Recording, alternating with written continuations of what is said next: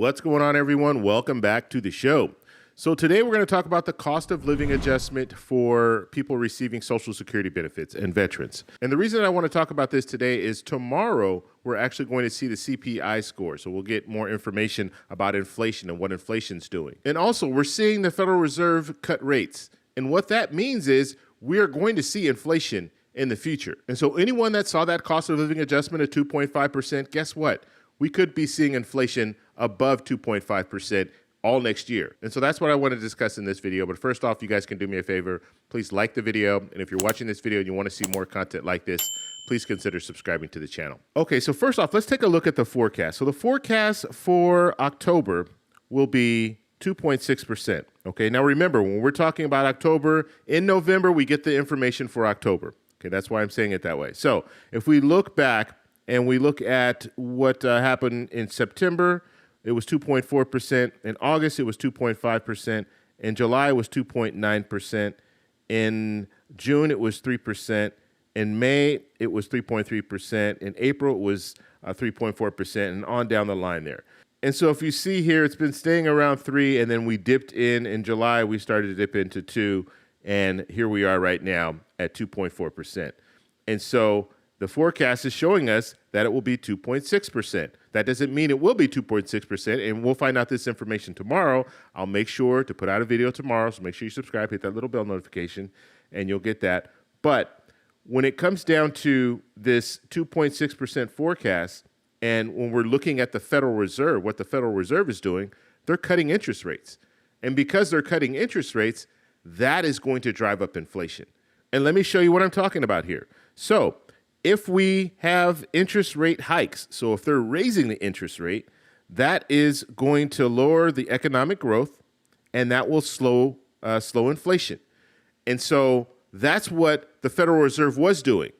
They were hiking interest rates in order to basically cool off our economy. Our economy was on fire. That's why we saw inflation back in 2022 and 2023. Now, let's fast forward to today. What we're doing now is we are cutting interest rates. And so if you're cutting interest rates, you'll have higher economic growth, because basically what it means is if I'm going to cut interest rates, that means that it makes it more desirable for me to buy a car or for companies to invest in different machines and things like that, as well as individuals to go and look for houses because they know if they can buy a house at a lower interest rate, their monthly payments will be lower. And so it really sparks that growth. It really sparks, people start thinking, okay, I want to get out there and I want to buy stuff.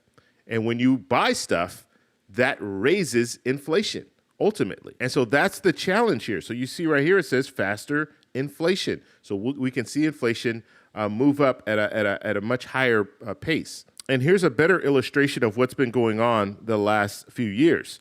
So if we go all the way back to 2018, you see the red line here is showing you inflation. The blue line here is showing you what the Federal Reserve is doing as far as cutting interest rates or hiking up interest rates. And so this 2 here, this signifies 2%. So 2% here, 3% here. The Federal Reserve wants to keep it around 2%. That's what they've indicated to us. So they're happy when it's around 2%, but when it gets higher than 2%, that's when they start thinking, okay, we're going to need to make some changes. But nonetheless, back in 2018, it was around 2%. And then it kind of dipped below, went up a little above, then dipped way below here.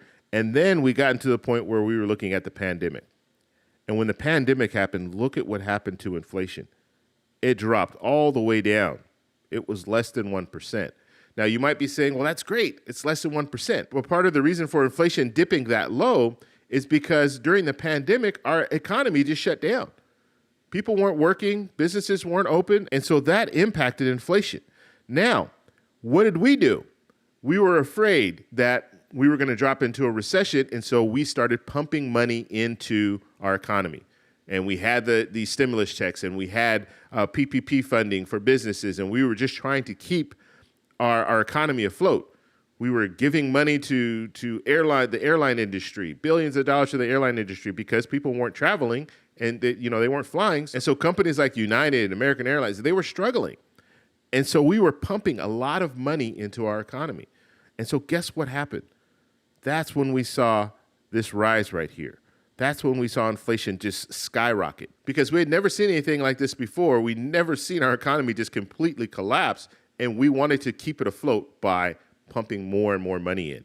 And so that's what we did. And that was one of the causes of inflation. And then we have to look at some other factors when it comes to supply chain and things like that, because some of these supply chains were shut down. We couldn't get access to certain things. And then you also had people that started hoarding things, water, toilet paper, things like that, because we were afraid that it would go away. So the demand for those items rose, and as a result of that, we saw inflation.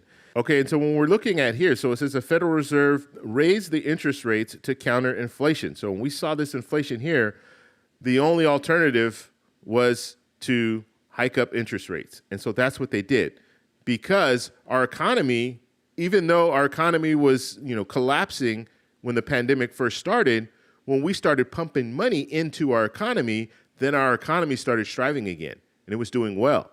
And then it got to the point where we saw all this inflation, and so now the Federal Reserve is saying, look, we need to hike up interest rates, make it less desirable to borrow money so we can cool off our economy. And so that's what the Federal Reserve did. And I think they did it about 11 times they hiked up the interest rates. So they continued to do that, and then we got to a point where inflation, this red line, started to go down. And it's come all the way down to a point where it's just around a little bit over, what is it, 2.4%. That's what we said the last CPI score showed us. And so that's where we are right here. Now, the issue is the Federal Reserve has already cut interest rates twice. And if they continue to cut interest rates, as I stated, it makes it more desirable for people to spend money, to borrow and spend money. And when you do that, that's where we're going to see inflation. And so that's why in the future, in the very near future, we're going to see inflation go back up. And we'll have to see what the Federal Reserve does. But at this point, they are okay with cutting interest rates and continue to cut interest rates. And the reason why you don't want to just hike up interest rates and continue to hike them up, because if you continue to hike them up, then we can look at an economy that can collapse, because people aren't buying things, people aren't taking out loans, businesses aren't reinvesting in their business, and guess what? Those businesses go under, people lose their jobs, and then we fall into a recession.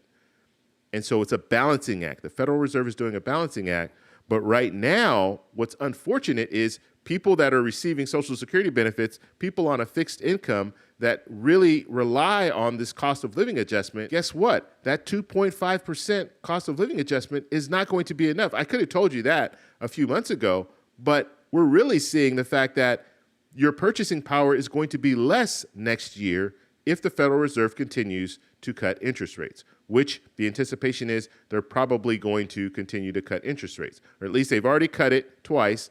They might pause it, not make any cuts, not make any hikes, but we'll probably still see inflation rise. And another thing to mention is we're in November, December. This is shopping season. So people are going to be out there. They're going to be out buying. And so those numbers, when we get those numbers back, inflation is going to be higher. And so will that continue into next year? We don't know what the Federal Reserve is going to do next year, but it's a good possibility that inflation is going to be above 2.5%, above that cost of living adjustment that you'll be receiving starting in January. So it's not good news, but I just wanted to put this out here to you guys so you understand kind of what's going on when it comes to the Federal Reserve, when it comes to the CPI and all of that, because this is important. I get it. I understand. I'm retired as well. I'm not receiving Social Security benefits. I'm receiving a pension, but every year it's the same with us. We get a cost of living adjustment. Now, they cap our cost of living adjustment, but we still get a cost of living adjustment of 3%. It can't go over 3%, but they will bank it. So let's say, and I'm giving you guys, I guess, too much information, but I just want to kind of give you an example of how things work. When it comes to Social Security, the cost of living adjustment, it can go up to, we saw it as high, 8.7%. It can go all the way down to nothing. So, it fluctuates. But when it comes to my pension, my cost of living adjustment can't go over 3%. And what they will do is, let's say we have a period like back in 2022 where inflation was really high, and you saw that 8.7%. What they'll do is they'll bank the rest. So they'll give us 3%, and then they'll put in the bank the rest of that 3%. Or if it's if it should be around 8.7%, They'll give us 3% now, and then they'll hold the rest. Because eventually, just like we saw with the cost of living adjustments for Social Security, you're going to have those high years, and then you're also going to have low years. And so it really kind of averages out in the long run. So we're going to see some real changes in 2025 when it comes to your purchasing power, and it might not be good. And right now, the way that it's going, it's probably not going to be good. You're going to have less purchasing power than you did this year. So, I mean, buckle up. There's a lot. When you start looking at the economy, when you start looking at what the Federal Reserve is doing, what politicians are doing, you really start to understand, okay, you can anticipate things and you can prepare. And that's all I'm doing. I'm giving you this information so you can prepare. Hey, it's probably going to be pretty tough we'll at least say early 2025 when it comes to inflation. We're probably going to be looking at a situation where inflation does jump back up, and how high, we don't know, but anything over 2.5% is too high. So I want to know what you guys think, so let me know in the comments below. If you like this video, please give me a thumbs up. Please subscribe for more, and I'll talk to you in the next one. Bye.